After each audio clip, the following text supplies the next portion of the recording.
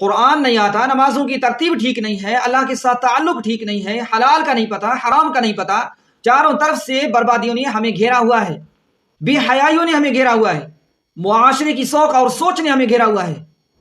اور میں ان ساری چیزوں کو اگنور کر کے اپنے ضمیر کا گلا دبا کر کبھی اپنی برتھ ڈے سیلیبریٹ کروں، کبھی نیو ایئر سیلیبریٹ کروں؟ یار یہ ہلے گھلے ہمیں سوٹ نہیں کرتے بھائی، آج کے دور میں ہم کوئی خوش نہیں ہیں۔ آپ کے نیو ایئر کہنے سے کوئی خوش نہیں ہوگا، آپ کے اچھلنے کودنے سے آسمان سے کوئی من و صلاح نہیں اترنے والا، سڑکوں پر ڈرفٹنگ کر کے شوخیاں مارنے سے کوئی آپ سے امپریس نہیں ہونے والا۔ آپ کا ایک جنون ہے جو آپ کو چین سے بیٹھنے نہیں دے رہا۔ شیطان کی آرمی نے آپ لوگوں کے سامنے ایک گری پڑی چیز کو بہت ضروری کر دیا ہے، بہت اہم کر دیا ہے، جیسے کہ اگر آپ نیو ایئر سیلیبریٹ نہیں کریں گے